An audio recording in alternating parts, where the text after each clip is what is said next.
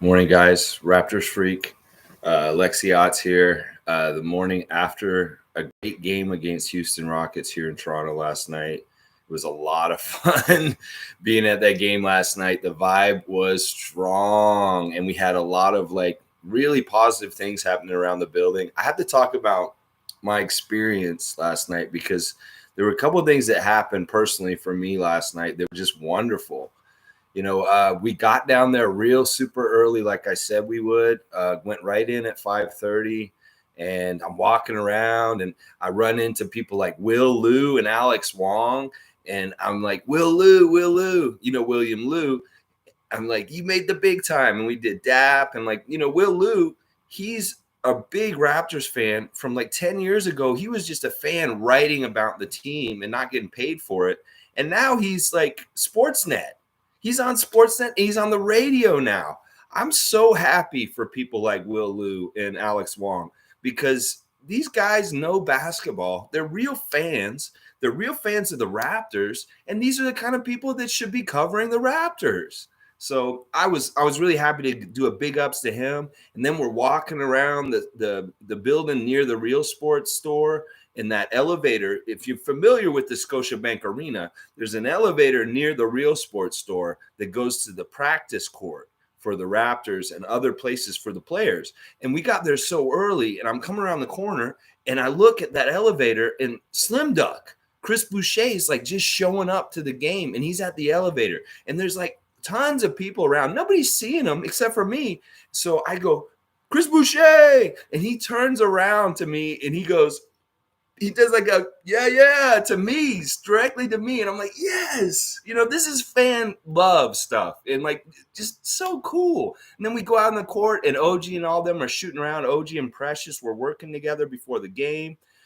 Kem Birch, it was so nice to see Kem out on the court and shooting shots and just finally being there. I mean, this is awful that him and his wife and his child had COVID, and thank God that they got through it all okay. And he's going to have to get his conditioning back. But I'm going to tell you right now, the Raptors finally last night looked like they played some defense. They were stopping people down low. Now, granted, it's Houston, and they have a scrub team. And, this is going to happen to Houston a lot this year. I mean, they missed 4 free throws in a row at one point. Like, what team misses 4 free throws in a row? Houston's very bad. And I can tell you what, Jalen Green did not impress me because you know what? Our big guys and our length contained him. He couldn't do a whole lot last night for sure. MK47, good morning, man. I do a Q&A on here. So I'm live. You can interact with me. We will talk about whatever you guys want to talk about on here because there's so much. Seriously, we could look at each player on the roster last night and talk a little bit about each one of them. I got a list right here, and I want to go over it. First of all, really interesting and excited to hear that Isaac Bonga seems to be the new front runner to get the last roster spot. Both press conferences last night with Precious Achiuwa and Nick Nurse, both of them named Isaac as being very impressed with them. Like even Precious said Isaac's name.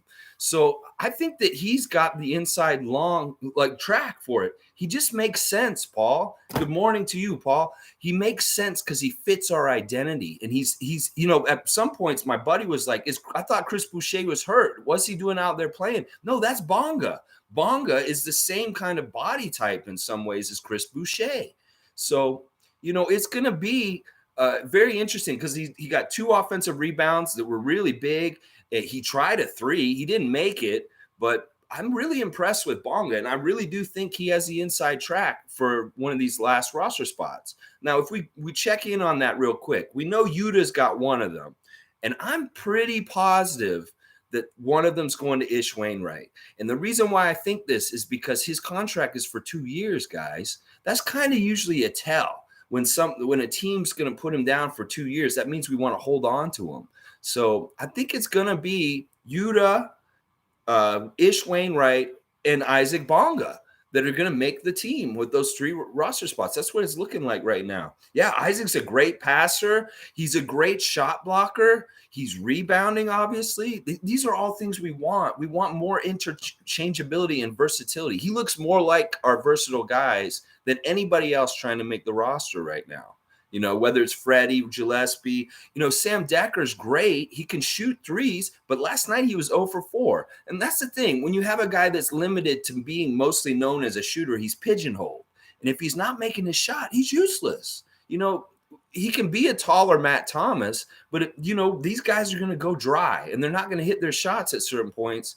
I don't like that. I don't like that. That's so one-dimensional. We like our guys to have like 10 dimensions. That's where we're at now. We're in the 10D world with 10 dimensions to each player. We want to go in that direction. So Isaac Bonga is the way to go if you're looking at those guys. Perry got in for a little bit. He's big. He made some free throws. He got some rebounds, but honestly, he's got the least chance probably to make the team. So yeah, I think we're all on the same page for the most part that we like Bonga, and he should fit. So it's getting a lot clearer. We got one more game tonight, Washington. I was looking at their situation. I'm gonna tell you what, this ain't much better than Houston's in some ways. I mean, they do have some nice players like with Kyle Kuzma and Kentavious Caldwell-Pope. And, they've got Bradley Beal still and stuff like that. But the thing about them is, to me, I feel like Washington's got a lot of role players from other teams, like discards from other teams. Like they got Harrell from the Clippers, and he's tearing it up for them right now. Like Montrezl Harrell may be a problem tonight. We need to watch out for. They don't really have a whole lot of injuries. The Japanese guy Hashimura is out still, but our Japanese guy is out too, so they can't have this big. The Japanese press media really wants this matchup between Rui Hashimura and Yuta Watanabe. They want to put it on the newspapers over there and talk about it in big time. But every time we play Washington, one of them's hurt or both of them's hurt, and tonight both of them will be hurt. So we're not going to get it tonight in preseason. I guess I might as well just go ahead and do the Washington preview right now. It's kind of out of order. I like our chances against Washington. Washington's a little bit older than Houston, and they have some vets. They still have Bertans. They've got a lot of shooters. They've got some size down low too. Like Washington's got some big guys. So it's going to be really just I think tonight it's going to be about out-talenting them. Like we have more talent. We have more premium players. They have more kind of like secondary players, guys that are kind of, Kuzma can do something here and there, but they have so many new players on that team. They're kind of still figuring their things out and stuff like that. But they're a little bit more veteran than Houston or Orlando, something like that. They've got a lot of experience on the team. We should do well. Oh, Sue's on the Bonga train too with us. So yeah, Isaac Bonga, versatility. Those 2 offensive rebounds are really what got him like looking good. That's what Nick Nurse said in the press conference afterwards, that the fact that he can rebound like that. And he also did make some really nice plays, like passes last night and stuff like that. The passing last night was insane on the Raptors. I mean, that one play that Fred had to Scotty in transition, that was such a pinpoint laser pass. And the time that Scotty had to make that dunk was so little. The guy was right on his back, and he just so quickly just came and just threw it down. From where I was sitting in the arena, it didn't even look like Scotty made the dunk because it was so quick and the guy was right there. I thought he got blocked.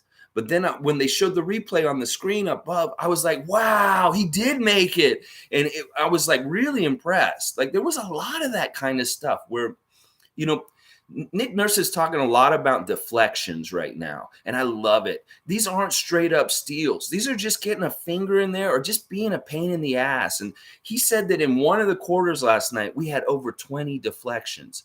And in a full course game, usually a team will only have like about 20 for the whole game. But in one quarter, we had like over 20 deflections last night. This is the stuff that's going to win us stuff.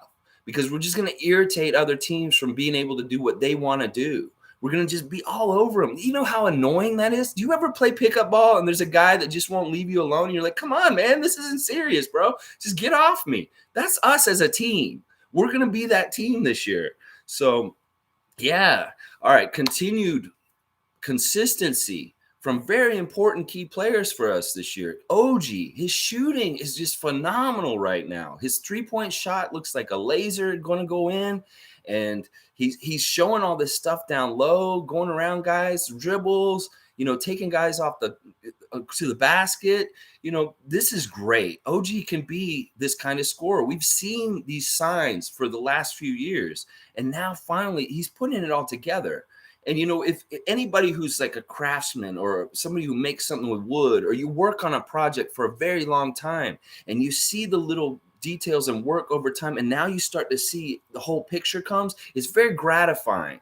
And what's happening with OG's game is very gratifying to Raptor fans, because we've seen him grow over these years, and his ups and downs, his inconsistencies, maybe more dependent or working on defense than worried about his offense. And now it's all coming together. And I think part of that may be that the Raptors now have enough guys around him with his kind of talent on defense that, it's not that he's going to dog it on defense or not play as hard on defense, but there's more room to make mistakes. Maybe he's not as much on his shoulders to be OG and hold down a guy like LeBron this time, because he's got Precious and Scotty behind him all of a sudden. It's stuff like that that's going to allow OG to have more energy to put into his offense this year. And I love it. I love it because he's so efficient. His shot is so efficient and deadly, and it looks like it's going in all the time, and he's a joy to watch. He's all right. Another thing about OG, we got out there early, and he's out there shooting around with Precious. They're learning things off each other. Kem comes out. He's teaching Precious stuff in the shoot around early before the game. And when OG was leaving the court, there were a few fans nearby, and he went by them at first, but they called out, and he came back, and he signed all their jerseys. Just a really nice guy. He took the time. He didn't just come and sign it and run away. He stood there and talked to them for 5 minutes. So, really impressed with the team. It's the fan interaction and the fan relationship with the Raptors right now is just such a love fest. Having somebody away for so long and having them back, it's just a relationship or a friendship. You don't see somebody for so long and you're finally reunited. It's the song, and it feels so good. It's just like that, and then I go and we move down to the 100 level for the second half and to get up closer. And, all of a sudden I see Drake sitting. What is he doing at a preseason game? Drake doesn't come to preseason, but he knows the vibe is strong right now, and he needs to be a part of it. And, I love it when Drake gets on there and does those third quarter commentaries with Jack and Matt. And let me tell you, when you're not watching them on camera, the interaction between Drake and those guys is pure love. Those guys really enjoy talking and goofing with each other, even when they're not on camera. It'll be commercial break, and Drake's talking to them the whole time, like Matt and Jack. So we're lucky to have somebody like Drake involved with our team. I know a lot of people hate Drake, or for many years people say, well, I wish Drake would go away. No, he's a brand ambassador for our team, and he has brought all kinds of good things to our team. Whether it's the style of the team got upgraded and way better over the years, whether it's bringing better players here or making it more attractive. These guys on our team right now, they're trying to make the team. They're out there and they're like, this is a big deal. Drake's here. Drake is like the Beatles and Michael Jackson, that kind of stuff and music. That's a big deal, guys. And some people, you can poo-poo it or whatever you want. Haters are going to hate. But Drake is for real. And I'm glad that he's on our team, and that there is a feel in the building when he is there.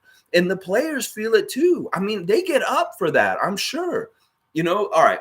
Let's talk about these half-court shots yesterday. Wow. Those shots made the building go crazy. That Delano one came from nowhere, right? When he just stepped into that and banked it in like that, nobody knew that was going to happen. And when it did, everybody was just loving it. We were falling all over each other, and just it was madness. And I watched the highlights this morning, and what Matt Devlin said as the call was a beautiful thing. He said, "We are Toronto," or something like that. I was like, yes, it was so good. And then Malachi's later in the game, and Drake was on the mic at that time. I know a lot of you were watching it at home, and he called the shot when Malachi hit that half-court shot. So That kind of stuff is just fun.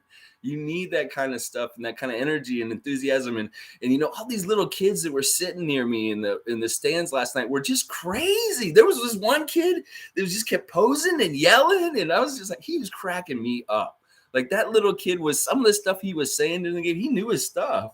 And I was like, all right, we're in good shape if the young fans are going to be like this, because this kid was going crazy. Like, he was very loud. He was competing with me for how loud.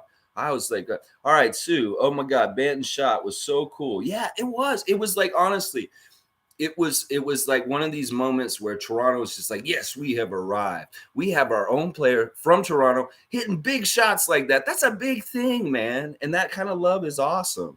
All right, let me just go down a couple of the players and things that I saw in the game. Scotty Barnes, once again, like, his passing is insane. Like, he really is like a Magic Johnson kind of guy, because he likes to do no looks. He did another no look pass last night. And seriously, like, being able to run in transition, that play with Fred that I was just talking about a little bit earlier, he's just really unselfish. And even though not all of his shots looked good last night, he was missing a little short on his threes. His shots are going to come. And he shot 50% last night still. He made half his shots, even though some of them were ugly.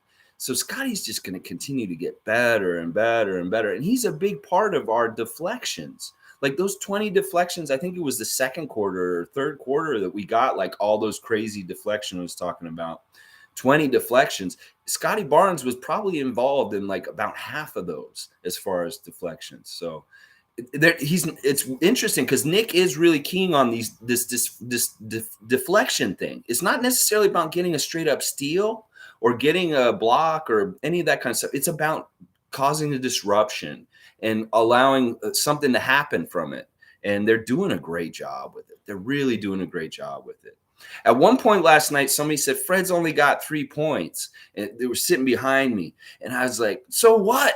As long as they win, because like, this is the thing. It's preseason again. It's anybody who's going to be critical because Fred didn't score points. That's not what we're about this year. This is a balanced team. This is a team that's going to all come at once at that place. And they may all get like 12 to 15 points each.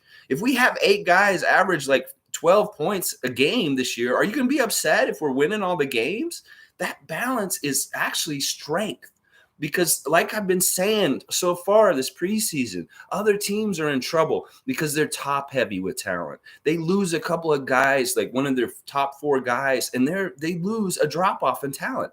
But right now, we've been missing our best player probably, and we've missed our starting center for most of this preseason. And, these are things that we can make up for, and versatility from other people coming in and stepping in. So that's going to be a huge strength for us this year. I want y'all to see my shirt because this is an old Bench Mob shirt. You see, we got Fred, Pascal, we got Norman, we got Jakob, we got CJ Miles, we got Nagira, and we got DeLon Wright. Y'all know about Bench Mob mentality with Toronto, right? Well, let's talk about something new this year, a hybrid. It's the Bench Mob starter, because this is the thing. We have so many good players. Sure, there may be set starters like OG and Fred and Pascal, but there's going to be guys that plug in and play as part of the starting lineup, but they're going to be on the bench a lot too. And honestly, if we think about who's going to be our bench mob this year, it's going to rival some of our bench mobs in the past as far as talent and excitement and being able to score really fast. Like, this was a good bench mob. This is like the original bench mob. And we see who's on the edge of the bench here and what they're doing now. So think about that process and think about what kind of bench mob we're going to have this year. It's going to be nasty because somebody's not going to get to start and they're going to be on the bench. And, like, I loved last night that they started Gary Trent instead of Goran Dragic. That was a huge thing for the way we started the game. We had the best start to our game last night of all the preseason games. Got into it nice and smooth. We were up 9-0, and I just love it. I want that to happen. Now, I know the reasoning why they sat Goran last night is because they're sitting OG and Fred tomorrow, and they want to start Goran tomorrow at the starting point guard. So they want him fresh tomorrow. That's the whole reason why Goran Dragic didn't play last night, because he's going to play heavy minutes tonight in Washington. And we're not going to see Fred and OG tonight at all. So we won't see Fred and OG tonight. We won't see Yuta still. We won't see Chris Boucher still, even though I saw him standing at the elevator and I said, "What up?" And he said, "What up?" to me, which was cool as hell. And then we're not going to see who's the other person? No, that's the three: Siakam, Yuta, OG, Fred, and yeah. So anyway, let's see what else has Sue been saying. Yeah, they shut down Green. All right, this is one thing we got to do this year with all the matchups we do. When we hit these teams like Orlando, Cleveland, and Houston, we're going to look at their rookie guys that were draft picks ahead of our guy Barnes. And seriously, like, we're all going to feel like we made the right decision every single time. Jalen Green is a G League guy, and he's really good in some ways. He was very hyped this summer, but he really looked like a rookie last night. We got him to turn over the ball a lot last night. We were all over him, messing him up. And he didn't get going like he has in other preseason games so far this season. So I love what we did. And yes, we need to look at what Scotty Barnes does compared to Jalen Green, to Jalen Suggs, to Cade Cunningham, to all these times when we play them. These guys in this season coming up.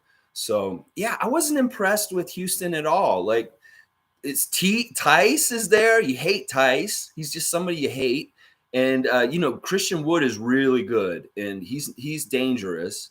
But like I said, they were missing free throws that really badly, and they didn't make a three for like the whole first half.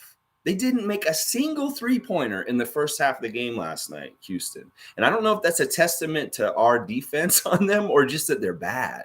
Because Houston is really bad, guys. And I don't think that Eric Gordon can even help them that much more than what's going on with this. And it's unfortunate. Let me talk a little bit about what I said about John Wall yesterday. I didn't fully understand the situation with John Wall. It was confusing to me. And now I do, that it's a mutual decision by Houston and to not have Wall playing because they want the time freed up for their young players, stuff like that. So it makes total sense. And Wall's probably not being a problem like Simmons, but we are hearing that Simmons might be coming back to Philly now all of a sudden. But I don't know if that's official because Doc Rivers said he need to call Woj to find out the details on that because he doesn't even know what's going on with Ben Simmons. I always want to call him Bobby.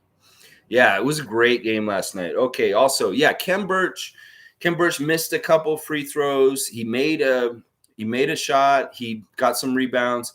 But this is the thing that I just was waiting for. And we need to see it again tonight because Washington's a big team and they're going to be tough to beat down low, is we need to see our big guys control the down low, whether it's rebounds or whether it's just containing their big guy on the other team and not allowing them to get position and score easy. Would I trade Van Vliet for Simmons? That's a question that Paul has just posted. No way, man. No, because listen, you can go by height and potential and all this kind of stuff, but potential is potential, man. We know what we already got with Fred, and we don't know what we get if Bobby came or Ben came here because we don't know, first of all, if he's a personality fit. We don't know if he's going to be a prima donna and a headache. I mean, we already seeing him in Philadelphia. He wants to go California dreaming. He's sick of the East, guys. He doesn't want to be on a West Coast team. So this is the thing. How long does it take for him to be like, oh, I don't want to play in Toronto, and then cause all this trouble for us? You don't want these kind of time bombs, these kind of players on your team. There's so many good players in the team. This isn't like it. This is the thing. We're moving into a new era of the NBA. We're going to be moving away from this whole LeBron kind of I'm bigger than everybody else thing. There's nobody who's going to be heads and above everybody else anymore like LeBron is. And LeBron set the tone for how these guys are and stuff like that. There's going to be more even. There's not going to be these superstars. Like, everybody's going to be a superstar to a degree. It's going to be like a bunch of them. So there's going to be a plethora. We're going to be able to get our own guys and pick and choose the guys that have character. So no, we don't want Ben Simmons. Ben Simmons is a problem for other teams. He goes to another team, he can mess up another team. So he's already messing up Philadelphia. He goes to another team, he can mess them up too. So no, I want Fred because I know what I get with Fred. I get leadership. I get dedication. I get somebody who was a small dog that was in the fight and he fought and got to this place. He earned it. And he worked really hard. Fred had no business being where he is in the NBA right now. He should have been kicked out of the NBA 5 years ago. not even made the team. And now he's the starter and the leader of this team. So, no, I will take Fred every day of the week over Simmons. Because, like I said, Simmons has not proved anything to me. They've given him all these accolades, and there's all this hot air about he's versatile and he's all this and stuff like that. But you know what? When I see him on the court, I don't see it. I just see hype. And I think he's soft. I don't think he's got the mentality. Like, obviously, if the Philadelphia fans are in his head and making him want to leave, that's soft. So, no. Sorry, Paul, no offense. But I don't get why so many people are so enamored with him. Because to me, he's just another one of these over-spoiled superstars that's, the NBA wants to be big. So they hype him up and they make everybody think they're so much better than they are when they really aren't. He waited a year to come in the NBA so he could get Rookie of the Year. If he had came in the year before, he wouldn't have got Rookie of the Year and he wouldn't be on this path. So it's all very calculated. Sometimes the NBA gets players into their system and they want to market them and make them bigger than who they are. It's about marketing, guys. Think about it. Oh, yeah, I know you're on our squad, man. I know. It's an interesting question, and it's come up to me a couple times in the last week or so. Would you trade to get Ben Simmons on this team? And I'm no. You know what would make sense? Why doesn't Houston trade John Wall for Ben Simmons? John Wall goes to Philadelphia, and Ben Simmons goes to Houston. That just makes the most sense to me. But obviously, just because that makes sense doesn't mean it will happen. But that's what should happen, honestly, because those are the two problems right now with the big contracts that are hard to move. Scotty is a better version of Simmons. MK is exactly right. You know why? Because, all right, I don't understand. Everybody says Ben Simmons is a great defender. But what did he do to Kawhi when we played him in that series? No, these guys – I don't understand it. OG's a better defender than Ben Simmons. In fact, I have a resentment towards the NBA that they continue to pick jabronis like Ben Simmons over OG Anunoby for defensive team, because we all know OG's one of the best defenders in the league. Why isn't he all defensive team, first team in the NBA? That doesn't make any sense to me. If you can shut down LeBron and then you can go mess with people like Jokic and like little guys too, you should be a defender of the year. I'm sorry. That's right. OG is by far. Thank you, fun guy.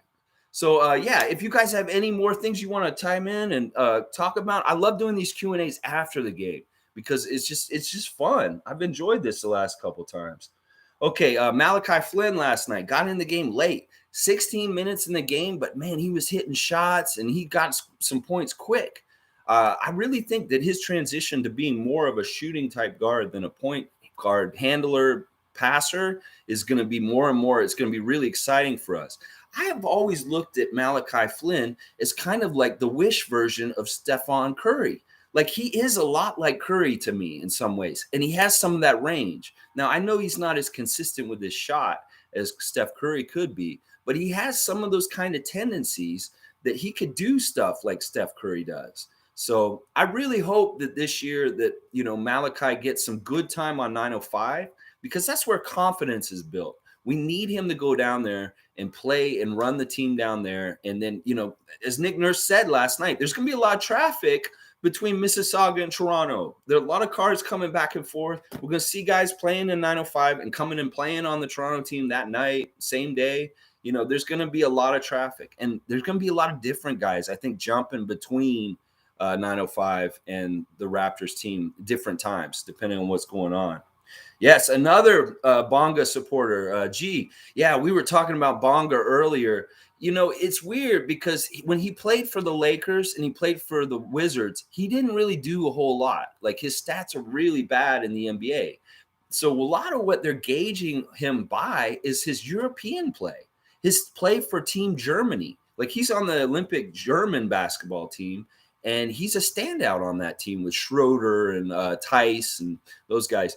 But, Bonga, I'm serious. I think that he's got the inside track to make this roster now, and that we should expect him to be on the team. That's exactly what I think, fun guy. I think it'll be Bonga, Wainwright, and Watanabe. It'll be those three guys because, all right, let me talk about Ish Wainwright a little bit right here. You know who Ish Wainwright reminds me of? He reminds me of Anthony Parker. Do you guys remember Anthony Parker, Candace Parker's brother who played for us? He was a 3-and-D. He'd hit threes and he'd get steals.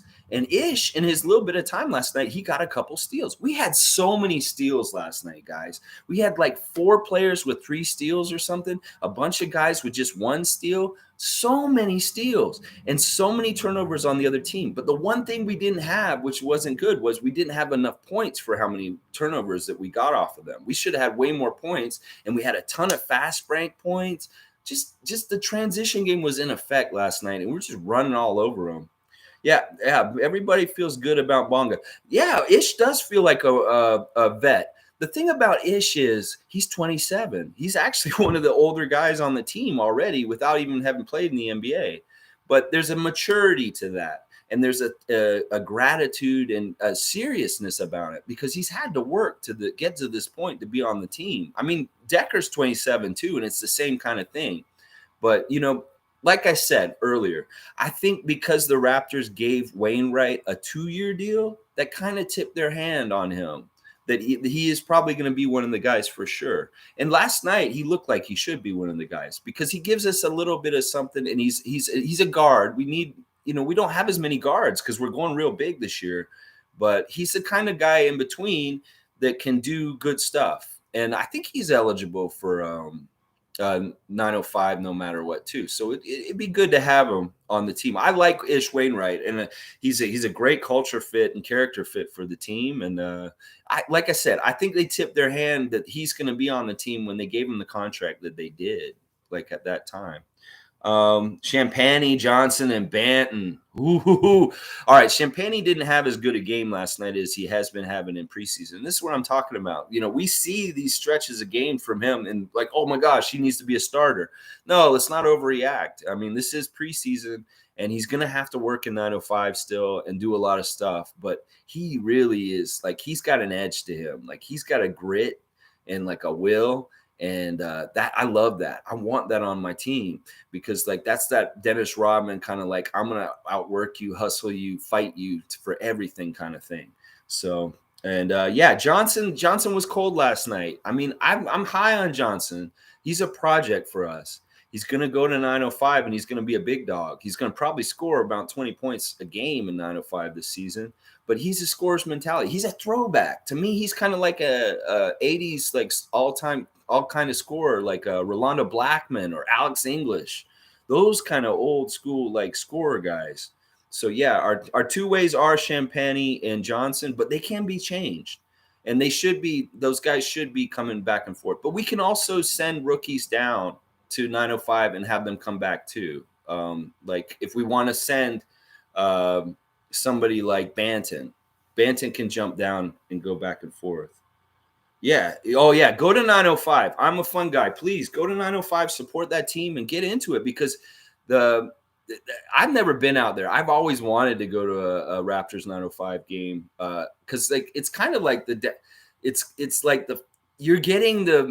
it's like watching music and seeing a band in a small club when they're just starting out, but they're going to get big. Like, in like 4 years, they're going to be playing at Scotiabank Arena, and you're seeing them early, and you're getting to see them in their raw roots when they're young. And like, that's what Pascal went through that. When you could have gone and saw Pascal, young Pascal before everything, or young Fred. Yes, totally go to 905 games if you live in Mississauga or around there. I wish I lived closer. I would go. I live close to the arena, to Scotiabank. So that's why I walked to the game yesterday. My buddy that I went to the game with, he lives over at Roncesvalles, and I live in Leslieville. So what we did was we walked to the game from the arena, and we had this energy mindset, like walking to the game, like I'm bringing all the energy of Toronto with me into the building. And we're like, oh, like it's Reiki work kind of stuff. But he came from the West and I came from the East. But anyway, who knows? Delano does have so much potential. Honestly, I get more and more amazed by him. Like his behind the back dribble he did last night to get around the guy, and just really smart decisions and maturity for a guy that's like that young and raw already. He's not really making bad decisions for the most part with the ball, and he shoots pretty good. Like, and I'm impressed with his rebounding too. For a guy who's so skinny, he can get in there and mix it up and get rebounds, and he can also block shots. So this is the thing. We want 10-dimensional players. We can't have one-dimensional players on our team anymore. We got to have 10D players. So, all right, when Delano or Barnes are on the floor, I assume good things are about to happen. Same as Sweez there, too. Yes.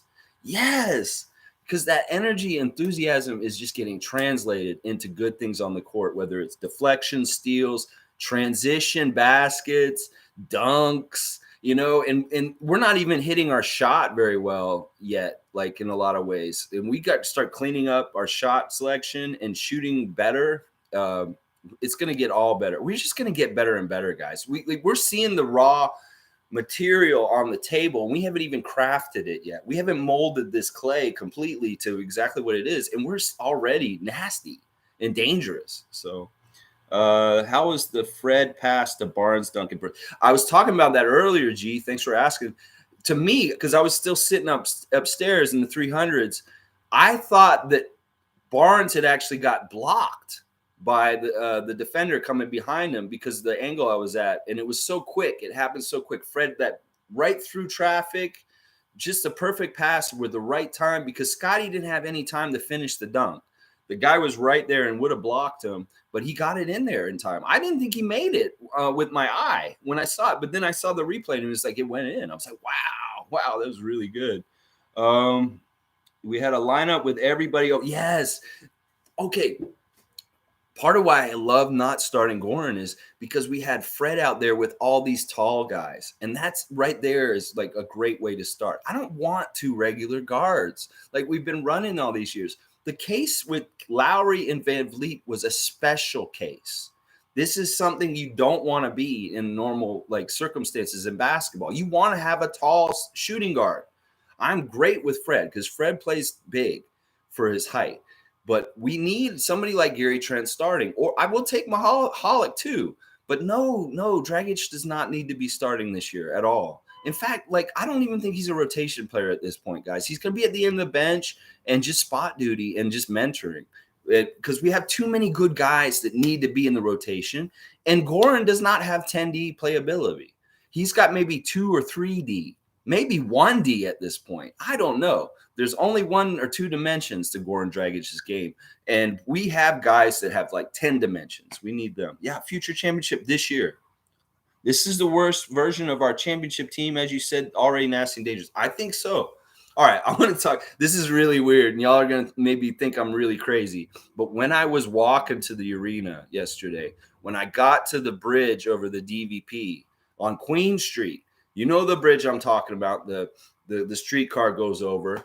I'm going over it, and there's that beautiful view of downtown with the sun was shining, and there was some clouds, and there was silver lining, and there was a it's so weird. Right beside the CN Tower in the clouds, there was a giant T in the clouds with light shining through it. And I was like, whoa, this is an omen or something like that. I was like, whoa. And it was right when I was walking across, I got real emotional. I was like, you know what? This is a sign.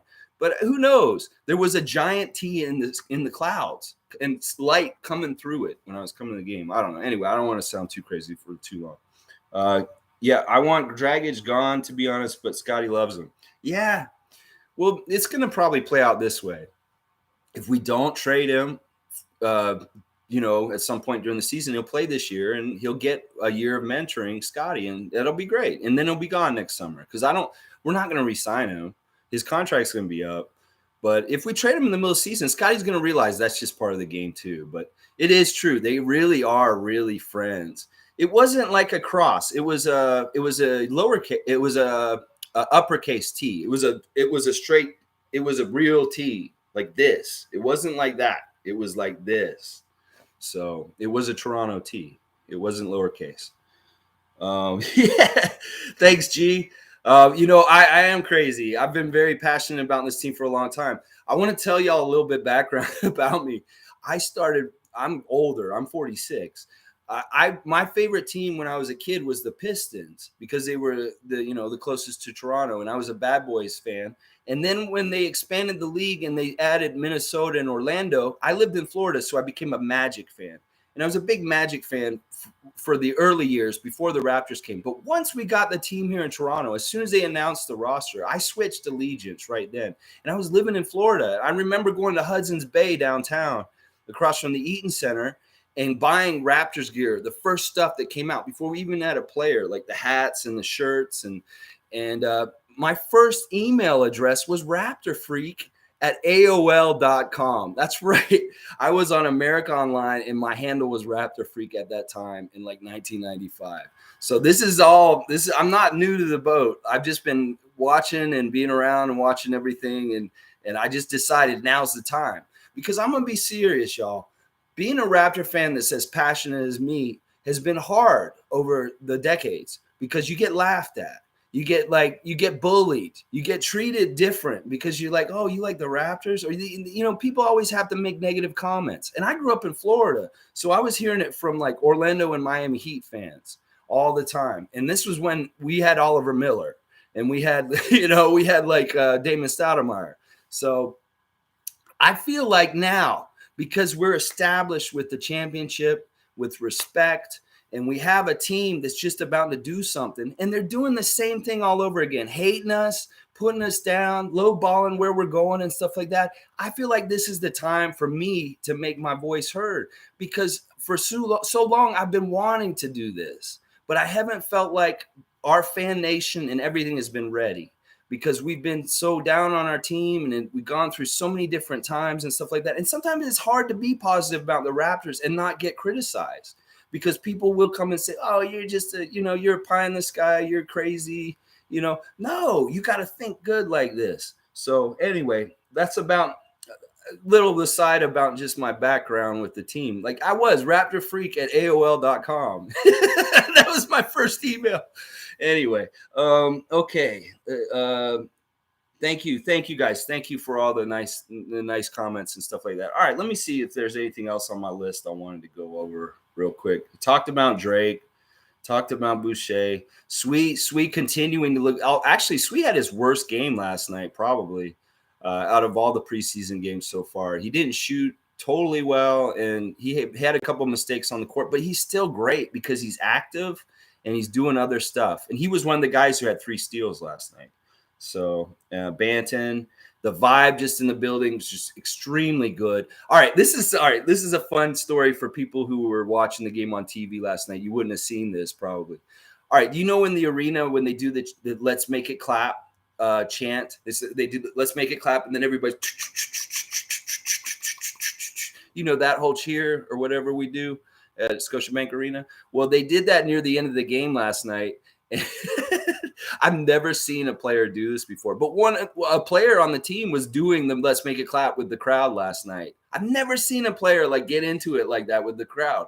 And guess who it was? Who do you think it was, guys? I want to see your answer right here. Who do you think was doing the "Let's Make It Clap" with the fans last night on the Raptors, who was on the bench? Like, nobody. I've never seen a player do it before. You know who it was? It was our rookie. Exactly. You guys are exactly right. It was Scotty Barnes. That energy and enthusiasm and that kid-like just mentality. He's just he's doing the cheers with the fans.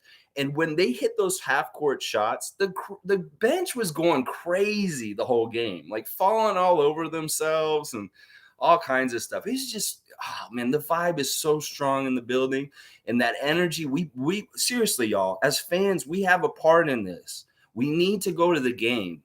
And we need to, every time the opposing team has the ball, we have to do the defense chant. And we just need to be loud, because this energy feeds them. We would have beat Philadelphia and Boston again here if we had been in our building in both of those games, because those games were close enough in certain ways that our added advantage of us pushes it over to us. So I really think this year we really need to be strong, just like them. We have our part. We can go out there and do our part to mess it up for the other team, because it really is like a college atmosphere. What happens is with these old franchises, the fans get old and jaded, or they're just not as into it or enthusiastic because it's just not that cool. Think about Detroit or Orlando. How hard is it to get that kind of energy and up for it? And we just had a year where we're out of the playoffs, And, we're kind of like in a question mark mode, and still our fans are bringing the energy like that and sounding like the Tar Heels like crowd or Duke's crowd and stuff like that in college basketball, because it is like that. I went to FSU and I went to a lot of college basketball games, and our atmosphere is a college atmosphere. That is for sure. Oh, that's actually MK47. Thanks for writing that. I can't wait for Pascal to come back. This was the cherry on top, y'all. I'm leaving the game last night and I'm walking out and I'm near those escalators where they shoot the pregame show with the TV stuff, where I'm talking about, near the front entrance. And I see these two large gentlemen wearing hats, and one of them had the PS hat on. It was the Siakam brothers. It was Christian and Patrick.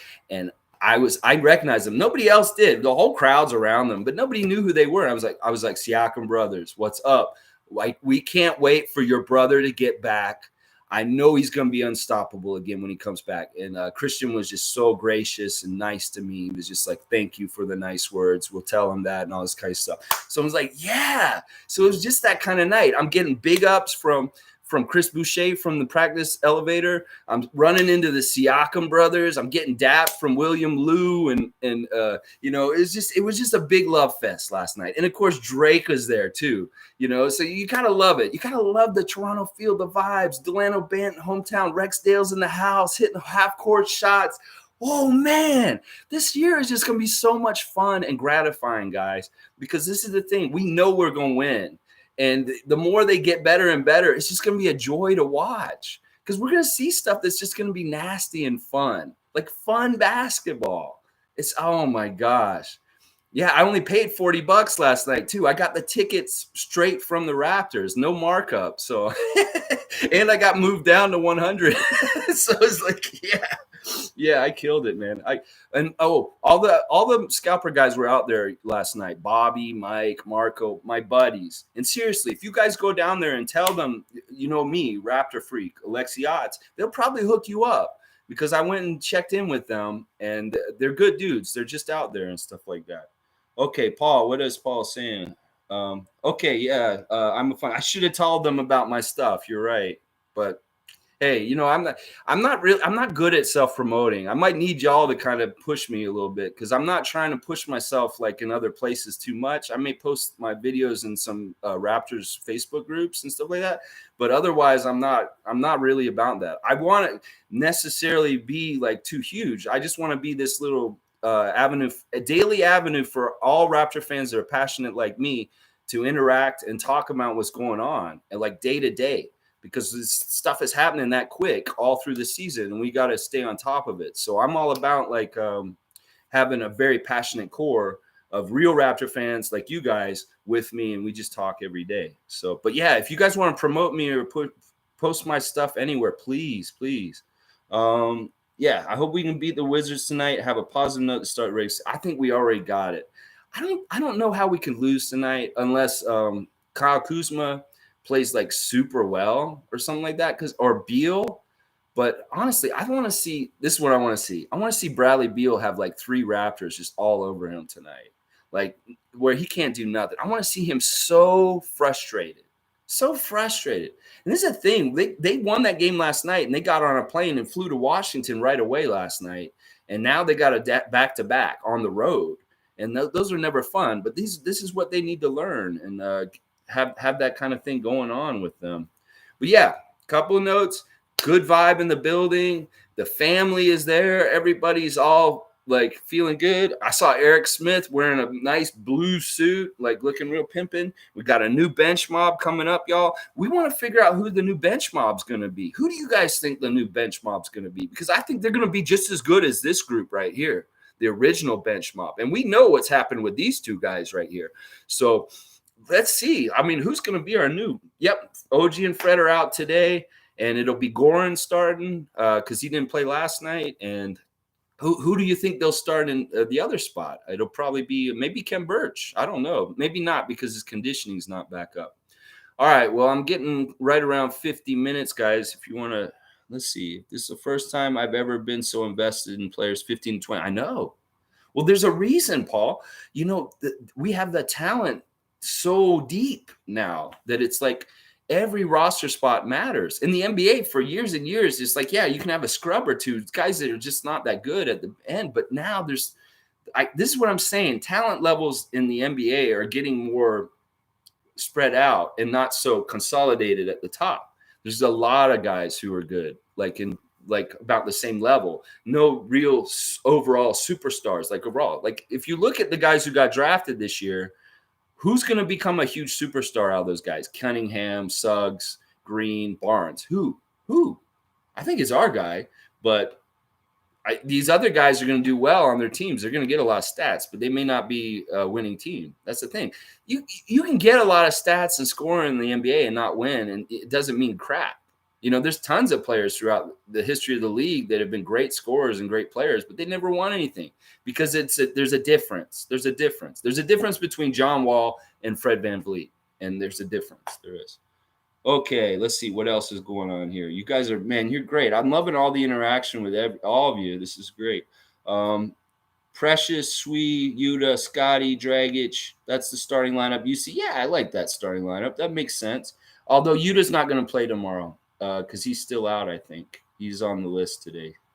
Or today. I'm saying today. Geez, the game's already today. Fun guy. We have the recipe for shutting down superstars. Oh, yeah. We don't really have this recipe for shutting down one superstar, which was OG for the last couple of years. We have like the recipe to shut down like 3 superstars. Like you can have a big 3, but now we got a guy for each one of your big 3. We'll put Scotty on one of you guys, like Kyrie. We'll put OG on Kevin, and we'll put Precious on your other guy. We can shut you down now, a whole bunch of people. So, Paul, even the championship year, I was never asking to see Moreland and Miller. And yeah, I mean, Miller was always a good 3-point shooter, but what did Eric Moreland do other than steal Scottie Pippen's wife? I mean, really, come on. I'm a fun guy. We have the recipe for shutting down superstars. Paul B. I want to see Wainwright, Bonga, Champagny. That's the bench mob. Not sure. Oh, MK saying that's our bench mob. Precious, Sweet, Yuta, Scotty, and Dragic. Yeah, I like that. Although I think Scotty might be starting, or Precious. One of those two will probably be starting this year. I can't wait. Sue says, I can't wait to see them shut all these superstars down. Yeah, I'm with you. And we've done it consistently over the last couple of years, except for last year at times. And we should be able to do it even more. Like the help defense this year is going to be insane. This is the thing. We have these young guys that are going to make mistakes, careless passes, bad dribbles, all this kind of stuff. But like I said earlier in a video, maybe a week or so ago, their talent is so good. They make up for the mistakes almost instantly. It's like a lot of these deflections happen, but there was like 2 or 3 in a row where they're not even like we're getting the ball completely. So they don't really actually count as a turnover or a stat. They're just like getting a hand on the ball and the ball's going somewhere else. And they track all that stuff as stats, the coaching staff, because it's the stuff they want to see. All right, it's about 50 minutes just into this Q&A and also recap of Houston in Toronto last night and just vibes, baby, vibes. So many vibes. Oh, my gosh. And then tonight, go to Washington and show that we can do a back-to-back on the road and the young guys are up. I think, this is going to be a night where we're going to see a lot of Bonga, a lot of Gillespie, a lot of Wainwright, a lot of Decker. Who am I missing? Who's the other guy? Perry. We're going to see those guys play most of the second half. And I don't think Washington's lost some games that Washington lost to Houston. Okay. That's all I need to say. Okay. Washington lost to Houston and we saw Houston last night. So this is what we're dealing with tonight, Washington.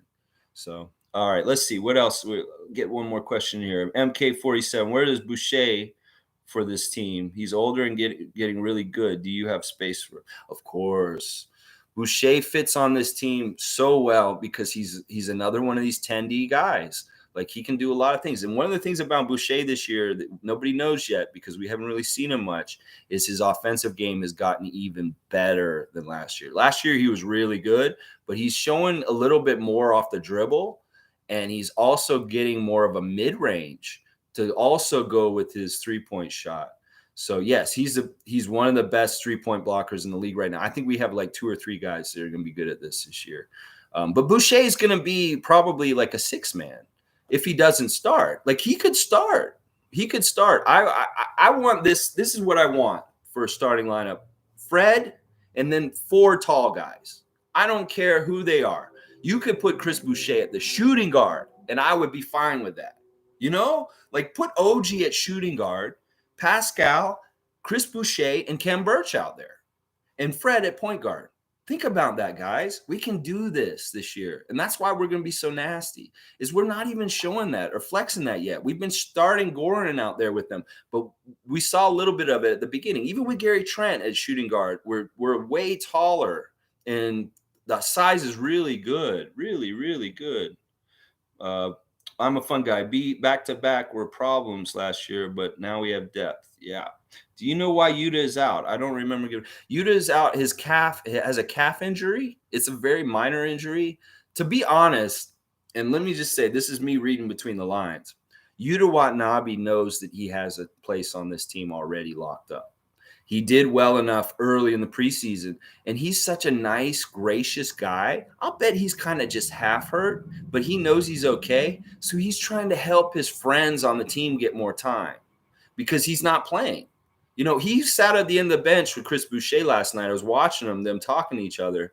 He's having the time of his life, man. He's got to love feeling a part of this. Coming here from another country and being a part of this vibe and this synergy, you know, you can't. It's priceless. It's priceless, this kind of stuff. But yeah, it's his calf, and it's not bad. He's probably going to play in the first game of the season for sure. He's not going to play the rest of the preseason. We need to trade Dragic for a tall guy. Yes. I'm all for that. When Dragic moves, it'll be good. But I don't know if we're going to get anything for him. It might be that we just play out his contract and then he just walks because next year. And that's fine. That's fine because that money comes off the books, guys. And next summer, we'll have $19 million to mess around with just because Dragic is off the books. And that's good. That's why Dragic is good acquisition because we're getting money for next summer. Next man up mentality, always good, especially in COVID times. Sue. Yeah, I believe that. I really do believe that Yuta is being gracious to his friends and trying to help them make the team by just kind of being like, you know what, guys, I'm not feeling that well. Oh, well, Yuta, you just take a couple games out. You know, these injuries sometimes are kind of, they're not real. You know, I don't think Yuta's that hurt. I don't think he is that all. He's just being gracious, as I say. All right, we're 3 minutes to an hour. I've never done an hour on here. I don't want to go over. But I will be back tomorrow to recap the Washington game tonight. Hopefully we'll be a winning team in preseason, be 3-2 after tonight. And, no Bradley Beal 50-point game. I don't think that's likely. He'll probably play the first quarter. He may not even play tonight because usually at the end of the preseason, the big-time guys on the teams aren't playing like Fred and OG tonight. So who knows? We may see Bradley Beal. We may not. I don't know. Who cares? We just need to beat their ass. We just need to overwhelm them with our length and deflections and running down the court and jamming it on them and just whirlwinding around them, whirling dervish stuff. And, like Nick Nurse said, it may look like a lot of running around, but there is a method to the madness in what they're doing. Let's go, Raps. That's right, baby. That's right, Sue. 19 mil is amazing. That is a lot of money for next year. I don't know who's coming up with their free agency and stuff like that, but let's get more into the season, but we can, do a little speculating on maybe what we could do with that money later on next spring or something like that. I like talking about that. All right, let's go, baby. Let's win. Let's beat Washington tonight. The Wizards, I ain't worried about them. They should be another scrub team, just like Washington was last night. And let's just have fun, guys. Love being a Raptor fan. Love cheering this team on and seeing them grow and just – the vibes, y'all. We got the vibes. This league, we have the vibes. The Lakers ain't got no vibes. The Lakers are halfway to retirement home. Come on. And Kyrie, they're already deciding he's not going to play in his own building. So come on. It's all opening up for us, baby. It's only going to get better and better. Ooh, that stews taste so good. Oh, my God. And the car's running so well. Let's go, baby. Let's go. Woo!